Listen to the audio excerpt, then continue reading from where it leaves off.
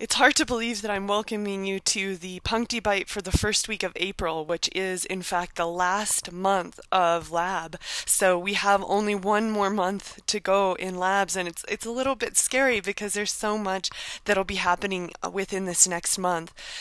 I want to go ahead and start by congratulating many of you on improving your lectures so much this semester.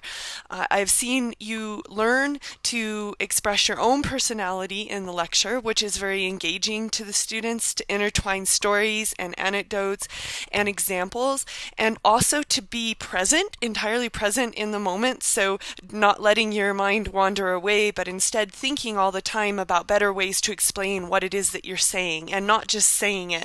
That's a huge thing. So there have been better eye contact, better presence, less in the way of auditory pauses, right? So we all have those auditory pauses. I like to say cool a lot, and that's one of my pauses. So all of you have been working really hard, and I've been really impressed with some of the improvements in your lectures. I'm going to begin with scheduling and talk just a little bit about the calendar of events. It's a good week in the note that we actually do not have open labs. So for those of you who are needing a day off, that will be a good time to take it, and there'll be no one signed up for open lab on Friday the 6th. And in fact, I'm planning to be out of town on that day. So we do, however, have a jam-packed week prior to that. We've got Lab 21 and Lab 22 happening this week, and for Katie and Craig, you'll be moving on to Lab 23. So I have a couple of quick notes on that, but before we talk about that, I want to look further along in the month of April so that we begin to plan ahead for some of the things that are happening.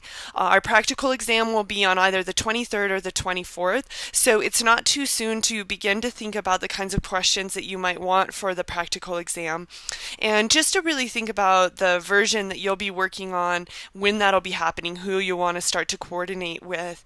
Also, I want to invite you to come to the general micro poster presentations, which will be on Monday this time. So it'll actually be on Monday, April the 30th.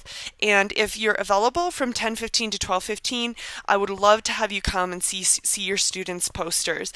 For those of you who do med micro, I know that it's not your students, but if you're in a gen micro section, some of your favorite students may be presenting, and it will be nice to be able to see the posters that they have come up with. And if you're ever so bold as to want to help me grade on some rubrics as well, then I always love your help. And speaking of which, I will be also receiving on that day, on April the 30th, they will be turning in their final exam. And it's a big exam, right? And there is a lot to be graded on it. So if anyone is available, I will pay you for grading. If you're available to grade even one small question, it helps me so immensely that it's indescribable.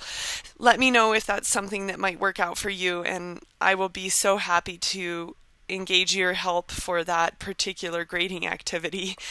Please, in terms of lab grades, do note that the practical exam is not on the last day of the last week of regular classes, so you do have a 3-day period to get your grades done and entered. And I do this on purpose because I like to be able to get the grades to Dr. Manny in time. And so if you could get your grades entered on eCompanion and all updated by the 28th, and we'll talk more about that as it becomes closer, but I did want you to just kind of bear that in mind. I'm going to talk just a little bit then about Labs 21 through 23 and some of the TA guidelines for those. We'll begin with 21, which I know I've talked a little bit about before, but please remember to have them start their MRVPs right away when they come in the room. This is so important because there's that 40-minute incubation that it takes the VP part of the test that long to turn. So if they can get that started at the beginning of the hour, there won't be a lot of waiting for that to happen. They'll be working on other things while it's happening. And those students who also have a gram-positive rod, this is a great time for them to take their starch and spirit blue over to the station and add iodine to the starch side. They can let that soak in throughout the duration of the lecture, and then that way they'll be able to read it really easily. And in fact, you can even integrate that into your lecture if you happen to be doing this lecture by finding one of their plates and showing a good live example of a positive result for that starch test. So that's kind of a nice way to take what they've been working on and bring it into the lecture. always a good idea. For this lecture, we'll be talking about the Simmons citrate tube. We'll also be talking about the starch and spirit blue test, and there's a little more information given here on the guideline about that. But I also want you to be ready to discuss the unknown report. So here's my thought on that. If you're not giving the lecture for lecture 21, why don't you be ready to discuss the unknown report? A few minutes spent doing a good job of telling the students what we want on that report will be hours saved in grading the reports, because the better the reports are, as you know, the easier and faster they are to grade. So if we can do a really good job of enunciating exactly what we're looking for there, making the expectations clear, it really helps both them and you. So it's a great idea to do that, which also means that if you're uncertain at all on the expectations or what something means in the assignment description, make sure to ask me about that as well. If you are giving the lecture and you would like me to discuss the unknown report, just let me know. I love doing that, and it's my pleasure. One other note on this particular day is that sometimes at the end of Lab 21 we're left with a lot of waste from students just leaving all of their reserves and working and old plates and everything. So it's a good idea to make sure that they announce that they need to discard all of their plates and tubes once they have verified with us the identity of their unknown.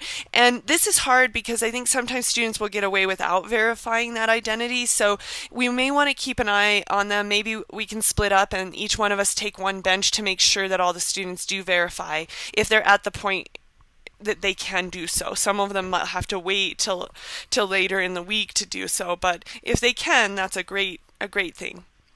Let's talk then about what's up and coming after Lab 21, which to me, this enters the last phase of our lab, which is applied and environmental and food microbiology. It's a very exciting time in the lab, but it just seems to go by so quickly. So Lab 22 is the first of those labs, and this one is on immunology. Immunology is a difficult subject to lecture about if you haven't ever taken the course. So if you're already signed up to lecture on immunology and you don't feel 100% comfortable with that topic, please let me know, because I love giving this lecture and I would be more than happy to do it in at least a majority of the sections. There's a lot of information about immunology on this TA guideline, so if you are doing it and you need a little bit of background, it is here, though it isn't comprehensive, and I think you will have to do some additional reading if you want to do the immunology lecture. So we'll want to be ready to split the students up during this lab so that when they do begin the lab, they can that we won't get crowding at any station, particularly the blood typing.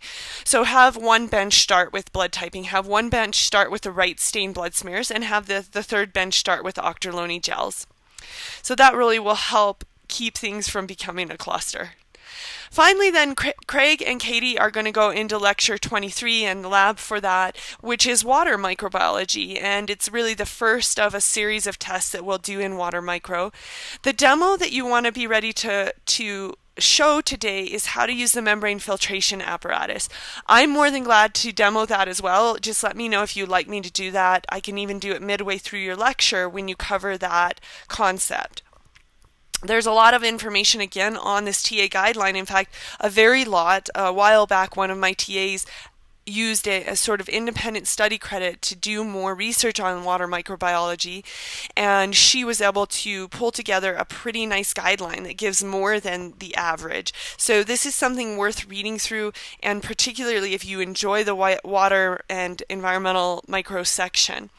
This is actually one of my favorite sections, and so again, I love to give the lecture if somebody is not ready and wanting to do that. This is just a great, it's a pretty cool environmental section beginning with water. Okay, I think that covers much of what we need to talk about at this point. I hope that, if you guys have any questions or concerns, you'll let me know.